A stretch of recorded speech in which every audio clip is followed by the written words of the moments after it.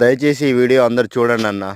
ఎందుకంటే ఏవేవో పనికిరాని యూట్యూబ్‌లో వీడియోలు చూస్తా ఉంటారు. దాని అర్థం పర్థం లేని వీడియోలు గూడా లైకులు కొడుతుంటారు. కానీ మా రైతులయి మాత్రం వీడియోలు ఎవరు చూడరు, లైక్ చేయరు, ఆదరణ అస్సలు లభించదు. మరి ఆ రైతులు ఏం పాపం చేసినో తెలవదు గానీ, ప్రకృతి అట్నే రైతులను నష్టం చేస్తుంది. ప్రభుత్వాలు నష్టం చేస్తాయి. ప్రతి ఒక్కరు రైతుని నష్టం చేస్తారు గానీ, వాళ్ళ బాధలు, కష్టాలు చెప్పుకోవడానికి ఒక యూట్యూబ్ లాంటి దాంట్లో గూడా ఎవరు సరిగ్గా ఆదరణ లేకపోతే ఎట్లా అన్నా? అందరికీ అన్నం గావాలి. అందరు తినడానికి అన్నం గావాలి. ప్రతి ఒక్కటి గావాలి గానీ, రైతుల బాధలు, రైతుల కష్టాల గురించి వాళ్ళు చేసే వీడియోలు మాత్రం ఎవరికీ అవసరం లేదన్న. ఎందుకన్నా అంతగా ఏం పాపం చేసిర్రు రైతులు? మనకు ఫాస్ట్ ఫుడ్ సెంటర్‌లున్నాయి గదా! బేకరీలున్నాయి. ప్రతి ఒక్కటి అనుకుంటారుగా అన్న. ప్రతి ఒక్క ముడి పదార్థం అన్నీ మన రైతులు పండించిన పంట ద్వారానేగా అన్న వచ్చేటియి. అక్కడ ఏమన్నా మిషన్‌లో, కంప్యూటర్‌లో డౌన్‌లోడ్ చేసేది కాదు గదా!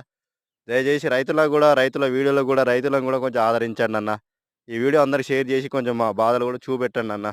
ఇవన్న రైతన్న